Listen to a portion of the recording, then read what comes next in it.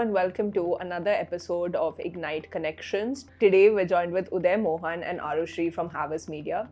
So thanks a lot guys for joining us today. The idea here is just to have an open conversation. We want to sort of explore this idea of, cross-generational workplaces, and is Gen Z difficult to work with? What are the similarities and differences we have? So we just wanted to be an honest conversation. I'm sure we'll emerge with, more similarities than differences, but it's good to hear from you folks. Yeah. So, just to start with, Uday, I wanted to ask you a few questions. So, how has your journey over 2 decades in the media industry shaped your leadership style at Havas Media? So I think over the last 2 decades, the world that I started when I started working and the world which is now has completely changed, right? It's been a dramatic shift. I would say I've seen it all, right from when the traditional media was dominating to how now digital has taken over, and in between there was COVID, which kind of completely changed the paradigm. So I think it's there's been a complete paradigm shift in terms of how media has evolved, and as a corollary to that, how the teams, how we have to manage the teams, how the team structures have changed, how the teams have evolved. I would say the attitudes of the team, the outlooks of the team, how that has changed and that's evolved. So it's been a constant. I would say, from a management perspective, it's been a constant change and evolution, and it's almost like learning on the job. Every day or every month, it's something new pops up. So that's how the change has been. And I think so there was the way I was as a subordinate, and the way I used to work with my bosses at that time, that's kind of completely changed. And now when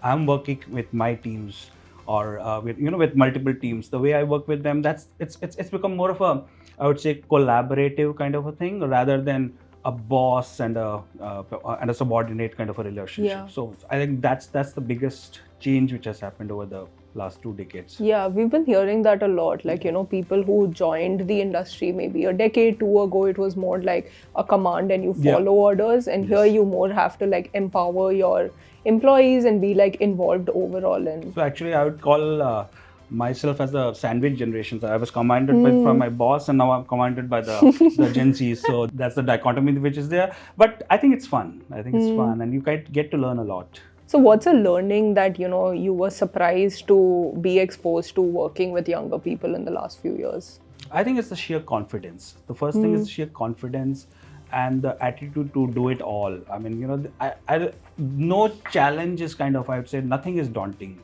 And the sheer attitude, the fact that we can do it all, the confidence, and the fact that, they can, I would not say they can question back, or they can ask why, why not this way. I think that's been, which, as I said earlier, that keeps us on our toes, and which also makes us think, right? You would be used to a traditional way of working, or I would say, a fixed way of working. And when these questions are asked, then you start thinking, right? That, okay, that's a great way to probably, why didn't I think of it? Right? And especially now with all the tech changes, the technology, the way the social space has kind of evolved. I mean, every day there is something new happening. So actually, I kind of lean a lot on the new generation of the Gen Z, or whatever you might call it, right? To kind of be updated and kind of keep changing yourself and learning. Yeah. And do you feel like you get the space to ask this question, why, a lot? One, in terms of like just personal understanding and gaining context at the workplace, but two, also in terms of like, why are things done a certain way, to bring your own perspective and, how you think things should be collaborated. I mean, absolutely. I don't think this is something that's enabled in a lot of workspaces, but I feel like in media, you can't move forward unless you have a lot of people asking you why this and why not the other thing. Why is this piece of content working better than the other? Why should I follow things a certain way? And I mean, I'm fortunate to basically be in a place where the why is very it's not frowned upon. Even if I'm sitting in a room with a lot of senior people, I can freely question, okay, but why not this, sir, why can't we do that? where we do things differently. Basically, she's being very polite in saying that she has got good bosses. I do. Yeah. No, and I mean, of course, it's been enabled here, but I know that Yeah. when I began my career 6 to 7 years ago, but at that time I didn't so freely ask questions. I mean, I was a little hesitant. You know, I was like, okay, let's just follow the way things have always been done. But then it took a lot of learning to then basically put yourself out there and be like, okay, no, things can be done differently. I have a perspective which I know that other people don't have. Yeah. So over time, you do gradually learn that. And I think we have also, as in the boss, so-called bosses have also changed, right? I mean, earlier, initially, a lot of these bosses would be very uncomfortable with this kind of thing. But I think that's also changed because it's not about being questioned, right? It's not just about questioning each and every instruction. It's more about so I think that attitude has changed across both sides. I think which has made it a more healthier kind of a conversation which is happening now. Yeah. And on a similar note, like, I feel like every day we see these articles that are talking about like Gen Z is hard to work with, or there's a lot of like, cross-generational conflict that happens in the workplace. Do the two of you feel like that's true in your day-to-day work life? Go ahead. No, I don't feel it's difficult. There have been, maybe differences in working styles. But then I feel like in a team, the good thing is that the more time you spend with each other and the more time you spend collaborating on good ideas, you sort of understand each other's work styles. And no, I mean, eventually you do sort of come to some sort of a middle ground. Yeah. Like for me, I have to, like, if I have to think and ideate, I need to put my thoughts on paper. I can't, just sit in a meeting room and just throw ideas at each other and just come to some kind of a an idea on how a piece of content should be created. I need like me time to sort of switch off, brainstorm independently, and then I'll probably come in a space where I can share my ideas with everyone. But there are people, who in the team who operate very differently. Their idea of collaborating on any kind of work is to let's all come together in a meeting room. Let's all throw ideas at each other. Let's see where we get from there. I may not consider that to be the most efficient way of working, but then we always come to a middle ground where we understand that, okay, this person needs to ideate like this and this person needs to ideate like that, and then we help each other out. So it works out eventually as long as there's mutual understanding and a willingness to work together. Yeah. What do you think of that? So I completely disagree with this thing that Gen Zs are difficult to work with. I think it's all about giving all of them that space, that give them a broad framework and give them this and have the confidence. It's not. I think it becomes difficult to work when you kind of restrict the way they work. That this is how we are supposed to work. This is how you are supposed to think, and obviously then there will be a conflict. Just because 20 years back when we started working, I mean, we were forced to say work in a particular way, right? That doesn't mean that can apply to the current generation or the generation who's just coming into work, because really the world has changed a lot in the last 5 years, 5 to 10 there's a pre-COVID and a post-COVID, and everything has changed, right? So I think it's just about giving that space, individual space to each one of them, and letting each, as she rightly said, that she likes to work in a particular way, organized way, right? So that thing of giving that individuality, individual space, if that's given, I feel we are able to come up with much more meaningful and much more interesting and innovative ideas. So that's the thing. I think it's all about giving the space. Yeah. So further on that, I wanted to ask the two of you, right? What's a surprising moment of agreement or learning you've had with working with an older generation? Even for you, Uday, Yeah. So for me, as I said, I mean, the way the world is changing, right? I wouldn't call it a surprising moment, but for me, there are the way a lot of new things or new trends are introduced to me by the Gen Zs. I mean, and I suddenly realized that the world that I interact with normally, I would not be aware of those things or those trends. Yeah. And those are the things that when I interact with the Gen Zs or with this generation, they kind of introduce me, whether it is to a new social trend or a new lingo, even for that matter, or a new outlook. When that it it surprises me because that's something which is not there in my ecosystem. But then I realized that that's the in thing, right? Yeah, So yeah. that's how I would take it. Is there something recent that comes to mind, like a trend that, you know, someone at your workplace told you about that you were just really surprised to know? I think every week they come up with something new, so I'll have to just think what was the last thing that. Dating universe. I mean, even like for instance, I mean, you know, we have clients. I mean, without getting to specific names, who are into the dating apps, Yeah. and suddenly you realize that those dating apps are a thing of past. People are moving out of that. People are moving on to more, you know. So I was still in that thing that it's that those dating apps are still the in thing, but that's already becoming a thing of the past. So I mean, that's Yeah. something which some of these guys kind of uh, got me to updated me on that. You know, Yeah. the world is moving on. So, Yeah. And what's a surprising learning that you've had working with, you know, someone older at the For me, the most surprising thing is that, okay, they are pretty receptive to new ideas and trends. I mean, you wouldn't expect a lot of, Yeah. you know, a lot of the older generation, how to say this being politely, very polite. the older generation to be as receptive to new, Yeah. to, you know, to all these wacko ideas that we come up You with expect sometimes. pushback. Yeah. Yeah, I Yeah. always expect, okay, I'm introducing this, but I don't know how well it will be received, you know.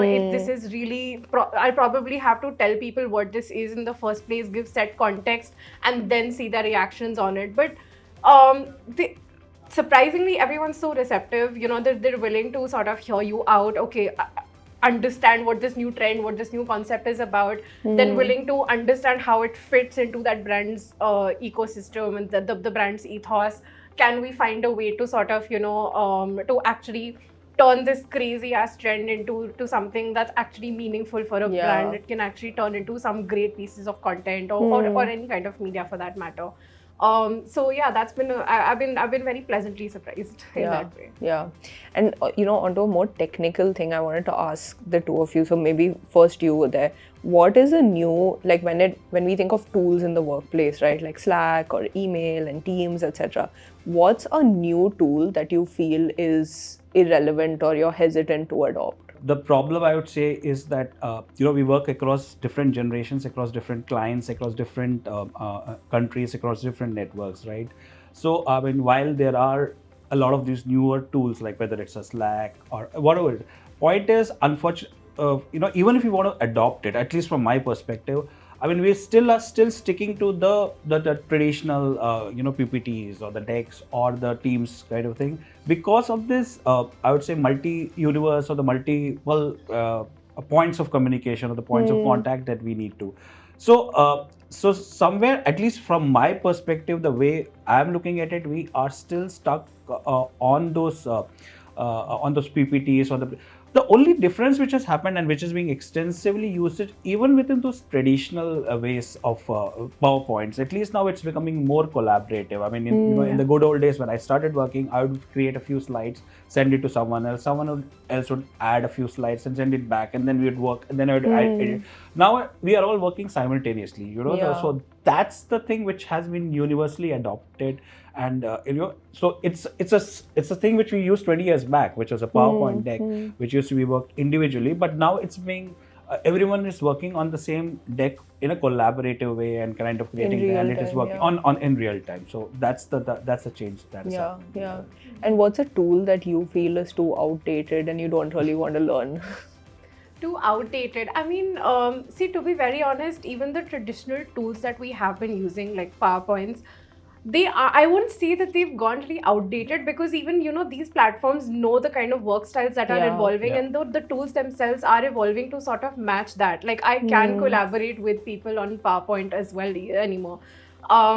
You know, maybe I would like to do a little less of emailing. You know, it's just it's a formality, I guess, and there's just like too much. I hope you're doing well. I hope you have a great week. Thank you so much, and looking forward to hearing from you. It's like, cut it down, you know, just make it more efficient, get to the point. I mean, I would like to get things done more quickly, more on the go, which is why Yeah. I would prefer a Slack. But you know, that being said, a lot of the new tools are also something which I don't feel really help me personally. I mean, they probably help a lot of people, like all the Jiras and the Asanas, of just organizing, raising tickets for one another. Yeah. I mean, have you just, ever tried just taking notes with a pen and paper? That works amazingly in terms of Yeah. organization. So that feels a bit frustrating sometimes, but yeah. But we are at Goa Fest, and one of the themes has been AI, right? The use of AI and all. One of the clients was talking on I think yesterday, and how he is using a mix of these traditional tools and AI. Whether it's a Copilot or a Chat GPT to kind of make those notes, create those folders, and then on the way back while he's driving back, he's playing back those notes and kind of summarizing those notes, and so a mix of what you were saying, right?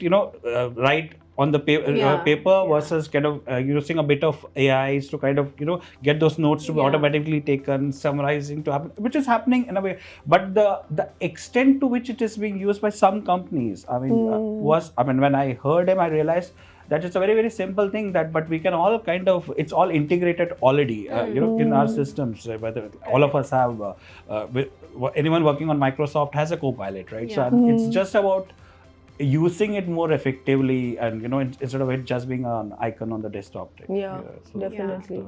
So now I wanted to open the floor up to the two of you to ask some questions to each other. Consider me just a part of the conversation. What do you wish someone had told you before you took your first big career step? What's a piece of learning you wish you had back then?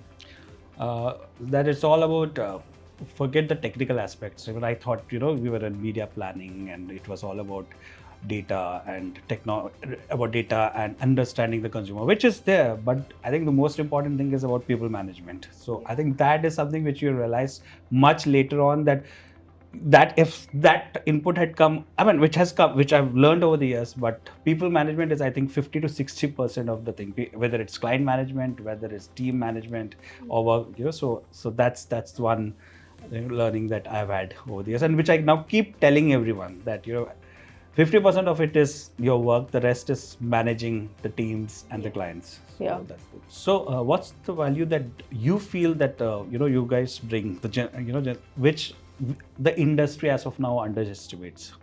Well, like you said a while ago, confidence being one of them, but also the confidence to create a distinction between what is work and what is my personal time. It's I know, and I know that this is something that a lot of people find very controversial.